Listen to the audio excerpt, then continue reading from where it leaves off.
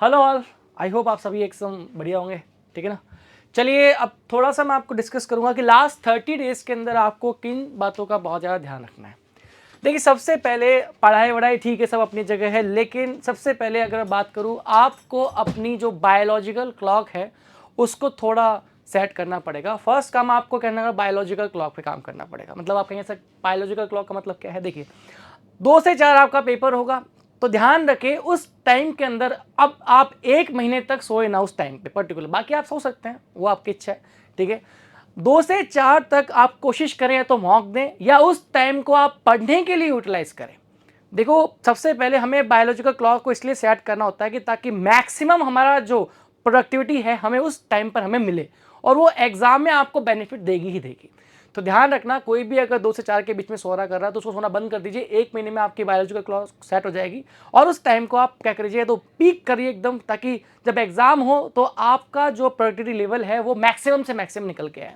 तो अगर फर्स्ट हम बात करें आपकी बायोलॉजिकल, आप जो क्लॉक है इसको आप सही कर लीजिए। दूसरा मैं आपके बात करूं, प्रीवियस जो मॉक हो चुके हैं प्लीज आप उनको मल्टीपल टाइम रिवाइज कर लीजिए। रिवाइज कैसा करना है मैं बता चुका हूं, सबसे क्रूशियल टाइम है उनको ये रिवाइज करने का, और वो आपका बहुत ज़्यादा हेल्प करेंगे। ये मैं आपको बता चुका हूं कैसे हेल्प करेंगे, वो सब मैं डिस्कस कर चुका हूं। प्रीवियस मॉक की बात कर रहा हूं, जो जैन से लेके अब तक आपके हुए हैं, जितने भी मॉक आपके हो रखे हैं उसको रिवाइज करना है मल्टीपल टाइम। ये आपके लिए बहुत ही फायदेमंद रहने वाला है।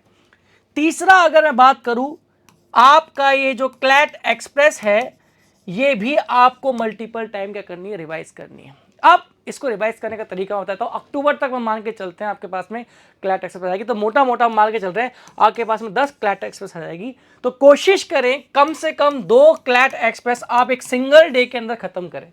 मैं तो चाहता हूं कि ज़्यादा खत्म कर दो, लेकिन कम से कम आप 2 क्लैट एक्सप्रेस एक दिन में खत्म करें। और मैंने आपको बता रखा रिवीजन कैसे करना है, आराम से हो जाएगा। तो इस तरीके से आप देखेंगे तो कम से कम भी नहीं तो आपकी ये क्लैट एक्सप्रेस है उनका आपसे अगर यहाँ पे करेंगे तो 4 5 6 बार आराम से आप रिवीजन कर पाएंगे उनका, आराम से, इस मेथड से भी, ठीक है। नेक्स्ट यहाँ पर अगर मैं बात करूँ आपसे, ठीक है, अब आप अपने साथ कोई भी एक्सपेरिमेंट करना बंद कर सकते हैं। मतलब ये चाहें तो एक फर्स्ट वीक और ले लीजिए, क्योंकि कई लोग क्या मॉक में अभी भी एक्सपेरिमेंट कर रहे हैं कि मैं अगर ये कर लूँ तो मेरे नंबर बढ़ जाएंगे, मैं पहले इसको टाइम कर लूँ, पहले उसको टाइम कर लूँ, ऐसे कर लूँ वैसे कर लूँ।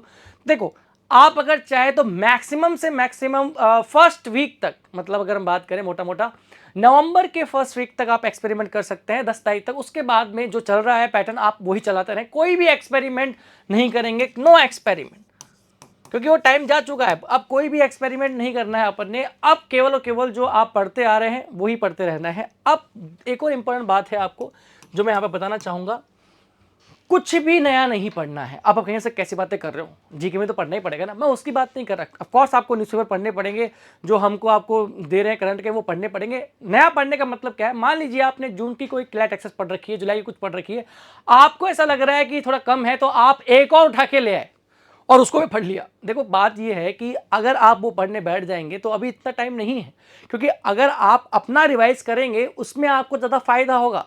अगर दूसरा उठाने लग गए तो आपको वहाँ पे बहुत सारे हो सकता है नई चीज़ें मिले।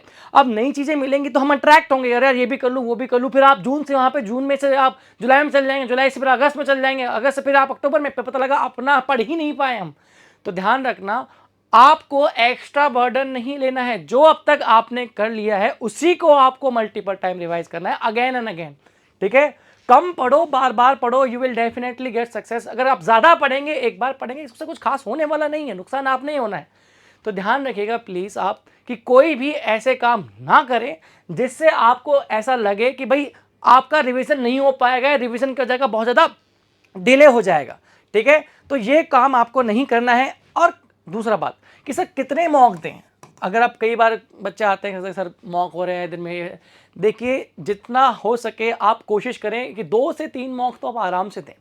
ये और कोशिश ये करें, वैसे तो हम ट्राई कर रहे हैं कि 2 से 4 से लेकर 4 से 6 के बीच में ही मॉक करते हैं, लेकिन फिर भी आप कोशिश करें कि 2 से 4 के बीच में मैक्सिमम से मैक्सिमम आप मॉक दें, जिससे क्या है आपका जो प्रोडक्टिव लेवल है वो मैक्सिमम हो जाएगा। 2 से 3 मॉक तो आपको एवरेज देना ही चाहिए कम से कम, बाकी ज़्यादा आप दे सकते हैं, वो आपकी इच्छा है कि आप 5 दें 10 दें, वो दे, वो आपके प्रेशर के ऊपर है कितना बेयर कर सकते हैं, लेकिन 2 से 3 तो कम से कम आप दे ही दें, ठीक है।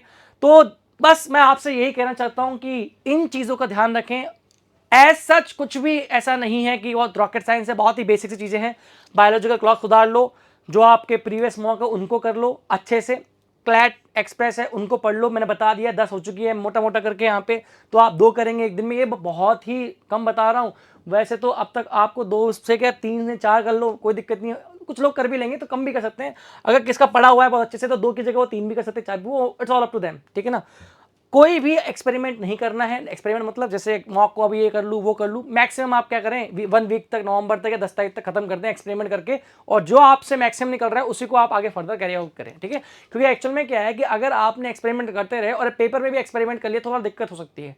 बाकी देखो ये चीज़ जो है अलग अलग लोगों के साथ में अलग अलग होती है, लेकिन मैक्सिमम लोगों के साथ में प्रॉब्लम ही आती है। हो सकता है 1-2% के साथ में सही हो जाए कि एक्सपेरिमेंट कर ले वहाँ पे नंबर आ जाए, लेकिन मैं उनकी बात नहीं कर रहा, वो एक्सेप्शनल केस होते हैं। बाकी नॉर्मल दिक्कत आती ही आती है, ऐसा सच कुछ प्लान भी नहीं होता, बस मैं बताने के लिए कह रहा हूं आपको, ठीक है।